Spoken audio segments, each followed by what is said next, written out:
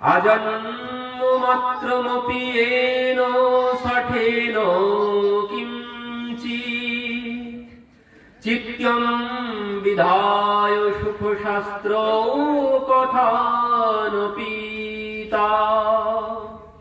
চণ্ডালবচ্চ খরবদ্যোতে নিতং মিথ্যা স্বজন্ম জননী জনি দুঃখ ভাজম।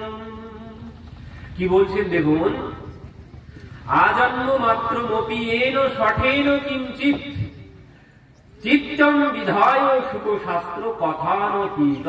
বলছেন সারা জীবনের মধ্যে যদি কেউ এই ভাগবতের মধ্যে মন না দেন, শুধু যদি ওই সংসারের মধ্যেই বিষয়ের মধ্যেই মন দিয়ে রাখেন, তাহলে কি বলছেন, চণ্ডাল বচ্চ খরবদ্যোতে নিতম। বলছেন সে চণ্ডাল। আমার কথা নয়, এই কথা কারা বলেছে? এই কথা দেবতারা বলেছেন ভাগবত। এটি দেবতাদের উক্তি। বলছেন চণ্ডাল বচ্চ খরবদ্যোতে নিতম। বলছেন গাধা। গাধা যে এই ভাগবত কথা মনুষ্য শরীর পাওয়ার পরেও যিনি এই ভাগবত কথা শ্রবণ না করবেন, বলছেন তিনি গাধা ছাড়া আর অন্য কিছুই না। ওই সংসারের বোঝা বইয়েই বেড়ালো গাধার মতো। মানে পিঠের উপরে, গাধার পিঠের উপরে কি আছে ও সব কিছু দেখে না, ও শুধু বোঝাই বয়ে যায়। তো ওই বলছেন সংসারে যিনি ভাগবত শ্রবণ না করবেন, তিনি ওই সংসারে কি আছে দেখে গেল না, শুধু গাধার মতো সংসারের বোঝাই বয়ে গেল। আর কি বলছেন, মিথ্যা স্বজন্ম। বলছেন তার জন্ম মিথ্যা, তার আসা যাওয়াই বিফল হল। বিফলে জন্ম গেল, মনুষ্য জন্ম পাইয়া রাধা কৃষ্ণ না ভজিয়া। মনুষ্য জন্ম পাইয়া রাধা কৃষ্ণ না ভজিয়া, বিফলে জন্ম গেল। বলছেন তার আসা যাওয়াই বিফল হয়ে গেল। যিনি এই ভাগবত কথা শ্রবণ না করলেন, যিনি ভগবানের নাম উচ্চারণ না করলেন, তার আসা যাওয়াই বিফল হয়ে গেল। কি বলছেন, মিথ্যা স্বজন্ম। বলছেন তার জন্ম মিথ্যা। কেমন? বলছেন জননী জনি দুঃখ ভাজম। তার জন্ম হয়েছে মাকে কষ্ট দেওয়ার জন্য। ওই যে 10 মাস 10 দিন আমিও যেমন গর্ভের মধ্যে কষ্ট পেয়েছি, যে আমাকে ধারণ করে রেখেছে সেও কত কষ্ট পেয়েছে। তো বলছেন ওই যে সে শুধু মাকে কষ্ট দেওয়ার জন্যই জন্মগ্রহণ করেছে, তার আর অন্য কোনো জন্মগ্রহণের কোনো উদ্দেশ্য নেই। যিনি এই ভাগবত কথা শ্রবণ করবেন না। কারা বলছে এই কথা? বলছেন ওই যে দেব দেবীর পূজা করি আমরা, সেই দেব দেবীরা বলছেন, ওই লক্ষ্মী সরস্বতী গণেশ কার্তিক ইন্দ্র ওই মা কালী সবাই এই কথাই বলছে, সমস্ত দেবতারা এই কথা বলেছে। কেন? এই ভাগবতকে বলা হয় সুরা নাম অপি দুর্লভা। সুর মানে দেবতা, দেবতাদের দুর্লভ, দেবতারাই ভাগবত শুনতে পায় না, দেবতাদের এই ভাগ্য হয় না। এই জন্য দেবতারা বলছেন এই জগতের মানুষরা কত বড় হতভাগা যে ভাগবত পেয়েও তারা ভাগবত শ্রবণ করে না। এর জন্ম মিথ্যা জন্ম। কেন? এই দেবতারা শুনতে পাননি এই ভাগবত। কখন? বলছেন ওই যে সময় পরীক্ষিত মহারাজের ব্রহ্ম সাপ হয়েছিল না, তো সেই পরীক্ষিত মহারাজকে যখন সুখদেবজি এই ভাগবত কথা শ্রবণ করাতে শুরু করেছিলেন, তো সেখানে দেবতারা এসে উপস্থিত হয়েছে। দেবতারা সেখানে এসে বলছেন সুখদেবজিকে, আপনি এই ভাগবত কথা পরীক্ষিত মহারাজকে না শ্রবণ করিয়ে আপনি এই ভাগবত আমাদেরকে শ্রবণ করাবেন। আর ওই পরীক্ষিত মহারাজকে যে কথা আপনি শ্রবণ করাতে যাচ্ছেন, বলছেন এর বিনিময়ে পরীক্ষিত মহারাজ কি জন্য শ্রবণ করছে? কারণ পরীক্ষিত মহারাজের আর 7 দিন পরমায়ু আছে, তার পরমায়ু মাত্র 7 দিন। তো এই জন্য পরীক্ষিত মহারাজ এই ভাগবত শ্রবণ করতে বসেছেন। তো বলছেন আপনি এক কাজ করুন, আপনি এই ভাগবত পরীক্ষিত মহারাজকে শ্রবণ করাবেন না, আমরা তার বিনিময়ে ওনাকে এই অমৃত, আমাদের যে স্বর্গের অমৃত, এই স্বর্গের অমৃত আমরা ওনাকে পান করিয়ে দিচ্ছি। আর এই অমৃত পান করালে উনি অমর হয়ে যাবে, ওনার আর কোনো মরার কোনো আর ভয়ই থাকলো না, মৃত্যু ভয় থাকলো না। তো উনি তো অমর হয়েই যাচ্ছে, আর আপনি এই ভাগবত কথা আমাদেরকে শ্রবণ করান। কিন্তু সেখানে সুখদেবজি দেবতাদের ধমক দিয়ে সেখান থেকে তাড়িয়ে দিলেন, বললেন কোথায় তোমাদের স্বর্গের অমৃত আর এই ভাগবত? স্বর্গের অমৃতের সাথে এই ভাগবতের তুলনা করছো? কোথায় কাঁচ আর কোথায় মুক্তা? কাঁচের সাথে মুক্তার কোনদিন তুলনা হয়? তো বলছেন ও স্বর্গের অমৃত কাঁচ ছাড়া আর অন্য কোনো কিছু নয়। বলছেন এই ভাগবত হচ্ছে অমৃত। তব কথামৃতম তপ্ত জীবনম কবিভিরীড়িতম কল্মষাপহম শ্রবণ মঙ্গলম। গোপীরা বলেছেন তব কথামৃতম তপ্ত জীবনম কবিভিরীড়িতম কল্মষাপহম শ্রবণ মঙ্গলম শ্রীমদাত্যতম ভুবি গৃণন্তি তে ভূরিদা জনা। বলছেন তব কথামৃতম, এই হচ্ছে অমৃত, এই কথাই হচ্ছে অমৃত। ভগবানের কথা, এই ভাগবত কথাই হচ্ছে অমৃত। আর এই অমৃত কি করতে পারে? বলছেন তব কথামৃতম তপ্ত জীবনম। বলছেন জীবনের যত তাপ আছে, সংসারে যত তাপ আছে, সমস্ত তাপ দূর করতে পারে এই ভাগবতের এমন মহিমা। সংসারে তো মানে ঝামেলা ঝঞ্ঝাট লেগেই আছে, টেনশন লেগেই আছে। তো বলছেন ওই যে টেনশন, এইকে বলে তাপ, ত্রিতাপ। সংসারে 3 রকমের তাপ আছে, অন্য কোনো তাপ নেই এই 3 প্রকার ছাড়া। আদি দৈবিক, আধ্যাত্মিক আর আদি ভৌতিক। আদি দৈবিক কি? ওই দৈবিক কারণ, গরমে কষ্ট, ঝড়ে কষ্ট, বৃষ্টিতে কষ্ট, ঠান্ডায় কষ্ট, এগুলো হচ্ছে দৈবিক তাপ। আর ভৌতিক তাপ মানে হিংস্র প্রাণীর ভয়, যেটা যেমন গরমের সময় সর্পের ভয়, তো নানান রকম হিংস্র প্রাণীর ভয়, তো একে বলে দৈবিক ভৌতিক। আর আধ্যাত্মিক তাপ, আধ্যাত্মিক তাপ কি? আধ্যাত্মিক তাপ হচ্ছে কর্মফল, কর্মফল জনিত তাপ। সংসারে যে ঝগড়া ঝাঁটি ঝামেলা হচ্ছে বৌমার সাথে শাশুড়ি মায়ের, শাশুড়ি মায়ের সাথে বৌমার যে ঝগড়া ঝাঁটি যাই হচ্ছে, এগুলো সব কি? এগুলো সব আধ্যাত্মিক তাপ। এও কিন্তু বৌমাও কোনো দায়ী না, আর শাশুড়ি মাও কিন্তু এর জন্য কোনো দায়ী না।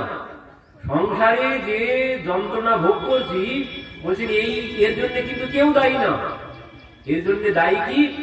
এর জন্য দায়ী হচ্ছে ওই প্রারব্ধ। এ আজকের জন্য না, এই প্রারব্ধের লিস্টে সব লেখা আছে, এই হবে, সব আগের থেকে লেখা আছে। এখন কাউকে দোষ দিয়ে কোনো লাভ নেই। এই জন্য বলছেন এই ভাগবত কথা শ্রবণ করলে এই ত্রিতাপ চলে যাবে, এই ত্রিতাপ আর থাকবে না। সংসারের টেনশন, টেনশন মানে হচ্ছে 10টা সূর্যের আলোর তাপ। একটা সূর্যের আলোর তাপ সহ্য করা যায় না, আর ভিতরটা 10টা সূর্যের তাপে পুড়ে জ্বলে পুড়ে ছাই হচ্ছে। তো এই যে যন্ত্রণা, বলছেন এই সমস্ত যন্ত্রণা সব চলে যাবে যদি এই ভাগবত কথা আমরা শ্রবণ করি। তো কি বলছিলেন কপিল ভগবান? বলছিলেন যে মানে ভক্ত কত প্রকারের? ভক্ত 4 প্রকারের। তো 4 প্রকারের মধ্যে প্রথম হচ্ছে তামসিক, যিনি ভগবানের কাছে আসে, এসে বলে প্রভু তুমি ওকে সব দিলে, আমাকে তুমি কোনো কিছু দিলে না। এই নিজের জায়গায় যিনি সন্তুষ্ট না, তিনি হচ্ছে তামসিক ভক্ত। আর পরবর্তী যে ভক্ত বিষয়ান ভিসন্ধায় যশো ঈশ্বর্যমেব বা অর্চাদার বর্চৈর্দয় মাম পৃথগ ভাবসরাজস। বলছেন বিষয়ান অভিসন্ধায়া যশো ঈশ্বর্যমেব বা। বলছেন এই ভক্ত কি করে, এই ভক্ত ভগবানের কাছে আসে কিছুটা অভিসন্ধি নিয়েই। এসে কি করে, শুধু শুধু চায় না ভগবানের কাছে। প্রথমের ভক্ত এসেছে, এসে গড়বড় করে তার সবটাই বলে দিয়েছে। কিন্তু এই ভক্ত কি করে, যে এই ভক্ত ভগবানের কাছে আসে, ভগবানকে প্রণাম করে, আবার ভগবানের ওই দান পাত্রে দানও করে, 50 টাকা দানও করে। কিন্তু দান করার পরে প্রণাম করে, প্রণাম করে বলে প্রভু তোমাকে আমি 50 টাকা দিলাম, আমার ছেলেটা যেন চাকরি পেয়ে যায়, আমার মেয়েটার যেন ভালো জায়গায় বিবাহ হয়ে যায়, আমার যেন এই হয়, আমার যেন এই রোগটা সেরে যায়। বলছেন এই হচ্ছে রাজসিক ভক্ত। এ ভগবানের কাছে আসে চাইতে আসে। চাইতে মানে কি, আবার খালি খালি না, 50 টাকা দেয়, দিয়ে 50 কোটি চেয়ে দেবে। এই এক প্রকারের ভক্ত। আর এই ভক্তের অভাব, মানে এই ভক্তই আছে জগতে বেশি। আমরা ভগবানের কাছে আসি কেন, ভগবানের কাছে আসি চাইতেই আসি। ভগবানের কাছে এলাম, ভগবানের কাছে চাইলাম, ভগবান যদি চাওয়া পূরণ করলো তো ভগবান ঠিক আছে, তাহলে দুবেলা যাব। আর যদি চাওয়া পূরণ না হয়, ও ভগবান ভগবান কিছু নেই, বাদ দাও সব কিছু। এই আমাদের ভক্তি এমন, আমরা ভগবানের কাছে আসি চাইতে, মানে ভগবানকে কেউ কোনোদিন চাইতে আসে না। ভগবানকে আমরা কেউ চাই না, আমরা ভগবানের কাছে চাইতে আসি। প্রহ্লাদ মহারাজ বলছেন প্রভু এই জগতে কেউ তোমার ভক্ত না, এই জগতে যা আছে সব ব্যবসাদার, নশভৃত্য সবই বণিক। বলছে এরা কেউ ভক্ত না, এরা সব ব্যবসাদার, তোমার কাছে চাইতে আসে। তুমি যদি দাও তাহলে তারা আসবে, তুমি যদি না দাও তাহলে ও তোমাকে ফু দিয়ে উড়িয়ে দেবে। ভগবান ভগবান কোনো কিছু নেই, বাদ দাও সব কথা, ওসব ভাগবত ভগবত কিচ্ছু হবে না। সব যদি ভগবান দেয় তাহলে ভগবান আছে। কিন্তু ভগবান দেখছেন কি, এবার ভগবানের কাছে আমরা চাই, কিন্তু ভগবানের কাছে চাইলেও ভগবান কি, আমরা কি চাই, আমরা চাই সংসারটা, আমরা চাই সংসার চাইতে আসি ভগবানের কাছে। কিন্তু ভগবান তো তার উল্টোটা চায়, ভগবান চায় জীব সংসার বাদ দিয়ে আমার কাছে আসুক। আর আমরা চাই প্রভু তোমার কাছে আমরা যেতে চাই না, আমরা সংসার চাই, সংসারের মধ্যে জড়িয়ে যেতে চাই।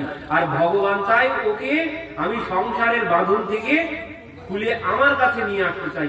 আমরা চাই কল্যাণ, আর ভগবান চাই পরম কল্যাণ। আমরা চাই কল্যাণ, মানে আমার যাতে কল্যাণ হবে, আমার যদি ছেলেটা চাকরি পায় তো এতে কল্যাণ হবে। কিন্তু ভগবান চায় কি, বলছেন ভগবান চায় পরম কল্যাণ। যেমন কি হয়েছিল দেবর্ষি নারদ। দেবর্ষি নারদ একদিন ভগবানের কাছে গেছে, গিয়ে বলছেন প্রভু তুমি তোমার রূপটা কিছুক্ষণের জন্য আমাকে ধার দাও। কেন? বলছেন প্রভু আমি বিবাহ করব। বিশ্ব মোহিনীর স্বয়ম্বর সভা হচ্ছে, তো সেই স্বয়ম্বর সভায় আমি বিবাহ করতে যাব, তুমি তোমার রূপটা কিছুক্ষণের জন্য আমাকে দাও। কি বলছেন? জহি বিধি হয়ে নাথ হিত মোরা করৌ সুবেগী দাস মেয়ে তোরা। দেবর্ষি নারদ বলছেন জহি বিধি হয়ে নাথ হিত মোরা, বলছেন প্রভু যাতে আমার কল্যাণ হয় তুমি তাই করো, তোমার রূপটা তুমি আমাকে দাও। দেবর্ষি নারদ ভেবেছে এটাই আমার কল্যাণ, জয়ী বিধি হয়ে নাথ হিত মোরা, হিত মানে কল্যাণ। তো দেবর্ষি নারদ ভাবছে ভগবানের রূপটা পেলেই কল্যাণ হবে, মানে বিবাহ আমার হয়ে যাবে। কারণ ভগবানের থেকে সুন্দর তো আর জগতে কেউ নেই। আমি যখন স্বয়ম্বর সভায় যাবো এই রূপ নিয়ে, বিশ্বমোহিনী আমার গলায় এসে মালাটা দিয়ে দেবে। এবার ভগবান বলছেন দেবর্ষি তুমি আমাকে কি বলেছো? জহি বিধি হয়ে নাথ হিত মোরা করৌ সুবেগী দাস মেয়ে তোরা। বলছেন প্রভু আমি তোমার দাস, যাতে আমার কল্যাণ হয় তুমি তাই করো। ভগবান বলছেন দেবর্ষি তুমি তো তোমার কল্যাণ চেয়েছো, আর আমি জীবের পরম কল্যাণ চাই। যেই বিধি হয়ে দেবর্ষি পরম হিত তোমারা, বলছেন তোমার যাতে পরম কল্যাণ হবে আমি তাই করব। তুমি বলেছো যাতে কল্যাণ হয় তাই করো, আর আমি বলছি আমি জীবের কল্যাণ চাই না, আমি জীবের পরম কল্যাণ চাই। তো আমি তোমার পরম কল্যাণ যাতে হয় তাই করব। এইবার বললেন ঠিক আছে তুমি যাও। বলে দেবর্ষি চলে এসেছেন, এসে ভাবছেন কি মনে মনে, আমি ভগবানের রূপ পেয়ে গেছি। একদম গটগট করতে করতে স্বয়ংবর সবাই গিয়ে ঢুকেছেন, ঢুকে একদম বুকটা ফুলিয়ে গিয়ে সম্মুখে গিয়ে সবার সম্মুখে গিয়ে বসেছেন। কারণ ওই যে রূপের অহংকার, ভগবানের রূপ পেয়েছি, তো এই অহংকারে গিয়ে সম্মুখে বসেছে। এবার কি হলো, যেই স্বয়ংবর সভা শুরু হলো, সেই বিশ্বমোহিনী হাতে বরমাল্য নিয়ে কি করেছে, দেবর্ষি নারদ যে লাইনে বসে আছে ও লাইনে গেলই না, অন্য লাইন দিয়ে সে অন্যদিকে চলে গেছে। হঠাৎ ভগবান সেখানে গিয়ে আবির্ভূত হয়েছে। বিশ্বমোহিনী ভগবানের গলায় মালা দিয়েছে, ভগবান বিশ্বমোহিনীকে নিয়ে চলে এসেছে। এবার কি হয়েছে, ওই এই যে কি চমৎকার হবে এই দেখার জন্য মহাদেবের দুই গণ এনার সাথে এসেছিল। বলছেন বাবা তো ভগবানের রূপ চেয়ে এসেছে, অথচ দেখতে পাচ্ছি এনার তো কোনো ভগবানের রূপ না অন্য রূপ, তো দেখি ওখানে কেমন খেলা হয়। তো এনার পেছন পেছনে মহাদেবের দুইজন গণ এসেছিল স্বয়ংবর সবাই, যে কি মজা হয় দেখবো আমরা, অনেক আছে না মজা দেখার জন্য যায়, তো এনারা দুইজন দেবর্ষি নারদের পেছন পেছন মজা দেখার জন্য এসেছে। এবার কি হয়েছে, দেবর্ষি নারদ দেখছে কি ব্যাপার, বিশ্বমোহিনী বড়মাল্য নিয়ে তো আমার কাছেই আসবে, অন্যদিকে কেন যাচ্ছে, আমার মতো সুন্দর তো আর এখানে কেউ নেই, তো আমার কাছে না এসে অন্যদিকে কেন চলে যাচ্ছে। এবার কি হলো, যেই ভগবান তাকে নিয়ে চলে গেল, এবার ভাবছেন ব্যাপার কি, আমার গলায় মালা না দিয়ে অন্য কারোর গলায় মালা দিল, মানে ব্যাপারটা কি হয়েছে। তখন এই মহাদেবের দুইজন গণ বলছেন বাবা একবার নিজের রূপটা নিজে আয়নায় দেখেছেন দর্পণে, একবার নিজের রূপটা নিজে একবার দর্পণে দেখে আসুন। এবার বলছে কেন, যে বাবা একবার দেখে তো আসুন। এবার যেই বলেছে, দেবর্ষি নারদ জলের উপরে গিয়ে নিজের প্রতিবিম্ব দেখছে, আর দেখে কি ভগবানের রূপ তো দূরের কথা, নিজের রূপটাও নেই, সেখানে হয়ে গেছে কি বাঁদরের মুখ, বানরের মুখ, পোড়া মুখ, বানরের মুখ। আর এই দেখেই বলছেন কি, তোমার এত বড় সাহস, পরম স্বতন্ত্র না শির পর কই, যে তুমি কি ভেবেছো তোমার উপরে আর কেউ নেই, তুমি যা করবে জীবকে তাই সব স্বীকার করতে হবে, তোমার কোনো কিছু করার, তোমাকে কেউ কোনো কিছু করতে পারবে না, দেখাচ্ছি মজা তোমার। বলেই এবার কি করেছেন, সম্মুখে যাচ্ছে। এবার ওই যেতে যেতে দেখছেন ভগবান সেই বিশ্বমোহিনীকে নিয়ে রথে করে চলে যাচ্ছে, আর এদিকে দূরে ওই মহাদেবের দুইজন গণ তারা দাঁড়িয়ে দাঁড়িয়ে হাঁটছে, আর সেই গণদের অভিশাপ দিয়ে দিল, গণদের অভিশাপ দিচ্ছে তোরা হাঁটছিস, যা তোরা দুইজন অসুর হয়ে যা। তো এই দুইজন হলো সেই রামায়ণে আছে না মারীচ আর সুবাহু, মহাদেবের দুই গণ, এরা মারীচ আর সুবাহু হয়ে গেল। আর এবার ভগবানের সম্মুখে গিয়ে দাঁড়িয়েছেন, প্রভু তুমি কি মনে করেছো, তুমি যা করবে সবাইকে তাই সহ্য করতে হবে, তোমাকে কেউ কিছু করতে পারবে না, তুমি কি ভেবেছো আজ যে বানর আমাকে তুমি বানিয়েছো, সেই বানরই তোমাকে সাহায্য করবে একদিন, আর যেভাবে পত্নীর বিরহে আমাকে আজ কাঁদালে, তোমাকেও ঠিক এইভাবে পত্নীর বিরহে কেঁদে কেঁদে বেড়াতে হবে। আর এই জন্যে আর বলছেন ওই বানররাই তোমার সঙ্গী সাথী হবে। তুই এবার যখন দণ্ডকারণ্যের মধ্যে ভগবান রামচন্দ্র যাচ্ছেন, যখন রাবণ সীতাকে হরণ করে নিয়ে গেছেন, তখন ভগবান কি করছেন, ওই বৃক্ষদেরকে জড়িয়ে ধরে কাঁদছেন আর বলছেন হে খগমৃগ, হে মধুকর শ্রেণী, তোমনে দেখি সীতামৃগ নয়ন, তোমরা আমার সীতাকে দেখেছো। বৃক্ষকে জিজ্ঞাসা করছে তুমি তো অনেক দূর দেখতে পাচ্ছ, তুমি আমার সীতাকে দেখেছো? হরিণের গলা জড়িয়ে ধরে বলছে তুমি কি আমার সীতাকে দেখেছো? দেবর্ষি নারদ গিয়েছেন, গিয়ে বলছেন, প্রভু সেদিন তো এই ঘটনাটা না ঘটালেই পারতে। সেদিন যদি আমি তোমার রূপটা চেয়েছিলাম, তো তুমি তো রূপটা নাই দিতে। আমার যে রূপটা ছিল একবার চাও নিয়েই দেখতাম হতো কিনা। তো আমার রূপটাও নেই, তুমি আমাকে বানর কেন বানিয়ে দিলে?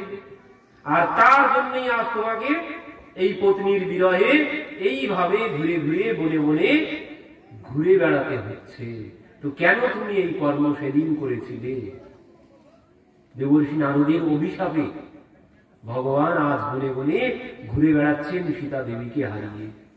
এটা একটি কারণ, আরো অনেক কারণ আছে আমাদের।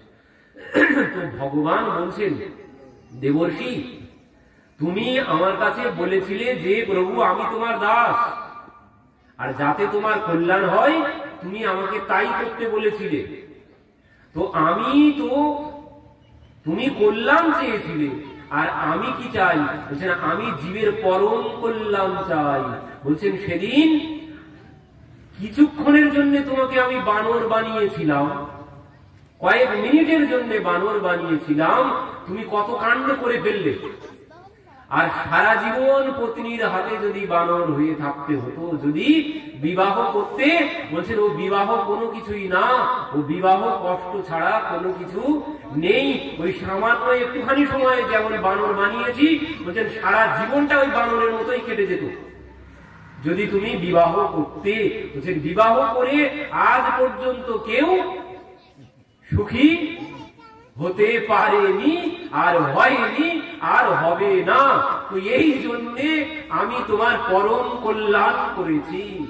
কিন্তু আমরা তো দেখতে পাই না, আমরা কোনটি কল্যাণ আর কোনটি পরম কল্যাণ এটাই তো দেখতে পাই না।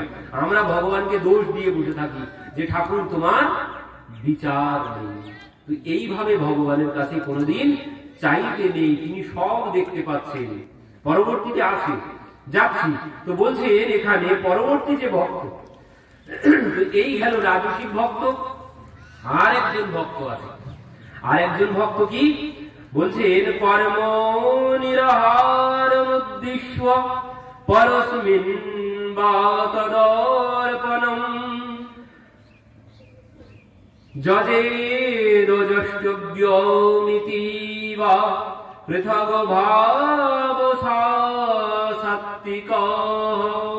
বলছেন সাত্বিক ভক্ত। সাত্বিক ভক্তকে, সাত্বিক ভক্ত হচ্ছে কর্ম নিরাহার উদ্দেশ্য পরস্মিন বা তদর্পণম। বলছেন যিনি সমস্ত কিছু, ওই যে বললাম যা কিছু হয়েছে সব ভগবানের কৃপাতেই হয়েছে, নিজের কোনো অহংকার রাখেন না। যা কিছু হয় সব ভগবানই করেছেন। সব বলেন যে आपकी कृपा से सब काम हो रहा है, करते हो तुम कन्हैया मेरा नाम हो रहा है, आपकी कृपा से सब काम हो रहा है।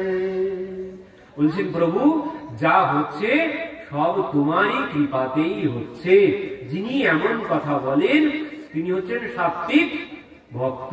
কিন্তু আমরা বলি না, কিন্তু আমরা বলি না যে যা কিছু হয়েছে ভগবানের কৃপাতে হয়েছে। আমরা কখন বলি? যখন খারাপ কিছু হয় তখন বলি ও ভগবান করিয়েছে, ভগবান না করালে জীব কেউ কোনো কিছু করতে পারে না। যখন ভালো কিছু হয় তখন আর বলি না যে সব ভগবানের ইচ্ছাতে হয়েছে, আমরা আর ভগবানকে ক্রেডিটটা দিতেই পারি না। তখন বলি আমি করেছি, আমি এত পরিশ্রম করে আমি করেছি। কিন্তু খারাপ কিছু হয়ে গেলে আর তখনই বলবো যে সব ভগবানের ইচ্ছাতে হয়েছে, তার ইচ্ছা ছাড়া একটা পাতাও খসে পড়তে পারে না। এই নীতি কখন আসে? যখন খারাপ কিছু করি। ভালো কিছু হলে, একজন সাধু ছিলেন, তো সেই সাধু বড় আশ্রম বানিয়েছে। এখন সেই আশ্রমে ফুল বাগান করেছেন। এখন সেই ফুল বাগানে এক গাভী প্রবেশ করেছে। এবার সেই গাভী সেই বাগানে সব খেয়ে পরিষ্কার করে দিয়েছে। এবার তিনি কি করেছেন? এক লাঠি নিয়ে তাকে প্রহার করেছেন, তো সে গাভী মরে গেছে। এমন মার মেরেছে গাভীটি মারা গেছে। এবার যেই গোহত্যা, গোহত্যা ব্রহ্ম হত্যা খুব বড় পাপ, তো সঙ্গে সঙ্গে গোহত্যার পাপ স্বরূপে তার সম্মুখে এসে উপস্থিত। তুমি কে? বলছেন আমি গোহত্যার পাপ। কেন? বলছেন আপনি গোহত্যা করেছেন, আপনার মাথায় বসবো। এবার সেই সাধু, তিনি তো একটু পড়াশোনা করেছেন, বলছেন আমি গোহত্যা করেছি, তোমাকে কে বললো? বলছেন এই যে এক্ষুনি আপনি গোহত্যা করেছেন। আমি গোহত্যা করেছি, তোমাকে কে বলেছে? কেন? আপনি এক্ষুনি গোহত্যা করেছেন, এই যে পড়ে আছে সেই গাভী। বলছেন আমি হত্যা করিনি। কে করলো? যে আমার হাত, আমার হাত করেছে, আমি করিনি, আমার হাত করেছে। এবার হাতের একজন মালিক, আমাদের 10 ইন্দ্রিয়, তো 10 ইন্দ্রিয়ের মধ্যে প্রত্যেকটা ইন্দ্রিয়ের একজন করে মালিক আছে। হাতের মালিক হচ্ছে দেবরাজ ইন্দ্র, হাতের স্বামী দেবরাজ ইন্দ্র। তো এইবার বলছে ওই হাত মেরেছে, তো হাতের মালিক হচ্ছে ইন্দ্র, ইন্দ্র মেরেছে, তুমি ইন্দ্রের কাছে চলে যাও। তো গোহত্যার পাপ সোজা ইন্দ্রের কাছে গিয়ে উপস্থিত। কি ব্যাপার? আপনি কে? যে আপনি, আমি গোহত্যার পাপ। তো আমার কাছে কেন? যে আপনি গোহত্যা করেছেন, এই জন্য আপনার মাথায় বসবো। আমি গোহত্যা করেছি বলো কি? যে হ্যাঁ আপনি গোহত্যা করেছেন। কখন গোহত্যা করলাম? তখন সবকিছু খুলে বললেন। ইন্দ্র বলছেন বাহ, বেশ বুঝেছি, তবে এবার শোনো। কি বলছে? তুমি যে বলছো আমি গোহত্যা করেছি, তবে ওই মহারাজ কি বলেছে? হাত করেছে, হাতের মালিক আমি। তো হাতের যেমন মালিক আমি, এবার শোনো, এই হাতটা চালাচ্ছে কে? হাতটা কাজ করছে কার জন্যে? গোহত্যা বলছে শরীর কাজ করছে কার জন্যে? কথা বলছি কার জন্যে? চলছি কার জন্যে? দেখতে পাচ্ছি কার জন্যে? ভগবানের জন্যে।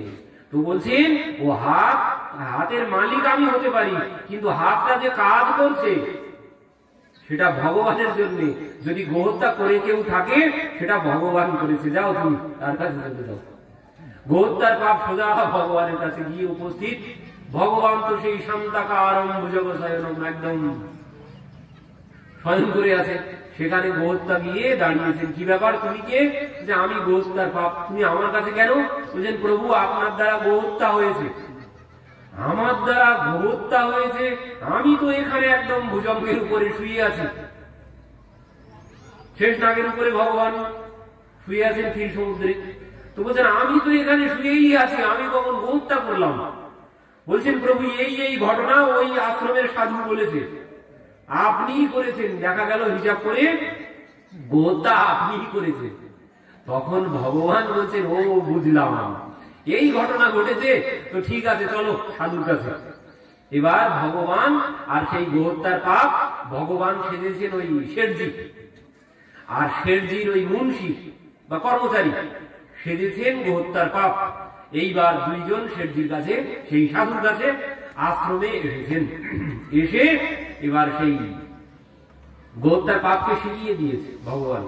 বলছে তুমি ওনাকে গিয়ে বলবে যে আমার শেঠজি, যিনি নিজের প্রচেষ্টায় ওই আশ্রম বানিয়েছে, কারোর কাছ থেকে কোনো সাহায্য না নিয়ে নিজে নিজেই যিনি আশ্রম বানিয়েছে, তার আশ্রমে আমার শেঠজি দান দক্ষিণা করবেন।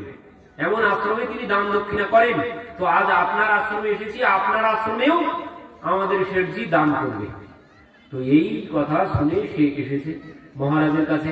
মহারাজকে বলছেন মহারাজ এই আশ্রম কে বানিয়েছে? কেন? এই আশ্রম আমি বানিয়েছি। আপনি কারোর কাছ থেকে কোনো সাহায্য নেননি? বলছেন না, আমি কোনো সাহায্য নেইনি। সারা জীবনের যা আয় করেছিলাম, দিয়ে দেওয়া তো করিনি, যা যা করেছিলাম আয় করে সেইগুলো দিয়ে এই আশ্রম বানিয়ে শেষ বয়সে আমি এখানে বসে আছি। বাহ, খুব ভালো কথা।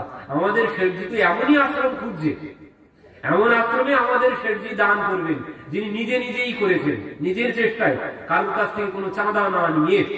তো বাহ, শেঠজি তো আপনি খুব ভালো কাজ করেছেন। মহারাজ বলছেন, মহারাজকে বলছেন কর্মচারী। তো এবার বলছেন তাহলে আপনার আশ্রমটা একটু ঘুরে ঘুরে দেখি। তো বলছে হ্যাঁ হ্যাঁ দেখুন দেখুন। তো চলুন, আপনি সাথে চলুন।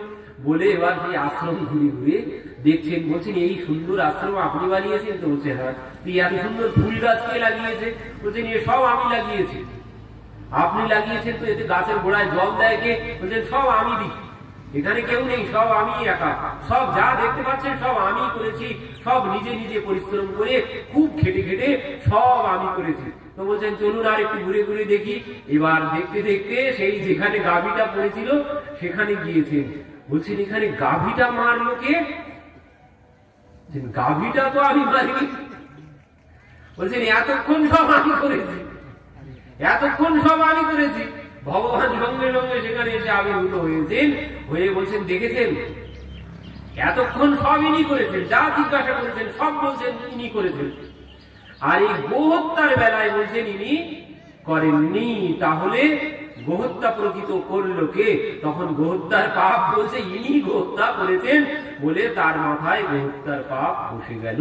তো বলছেন এই আমাদেরও দোষ এটাই, আমরা ভালো কিছু হলে বলি সব আমি করেছি, কিন্তু যেই খারাপ কিছু হয়ে যায় তখন বলি ও ভগবানের ইচ্ছা ছাড়া কোনো কিছু হয় না। ভগবানের স্বরূপ কেমন? ভগবানের ইচ্ছা ছাড়া কোনো কিছু হয় না, কিন্তু সত্য কথা। ভগবানের ইচ্ছা ছাড়া কোনো কিছু সম্ভব নয়। কিন্তু এই যে কর্মফল জীবকে ভোগ করতে হচ্ছে কেন? ওই যে আমি কর্তা, কর্তা হম ইতি মন্যতে, যদি নিজেকে কর্তা ভাবি তাহলে কর্মফল আমাকে সব ভোগ করতে হবে।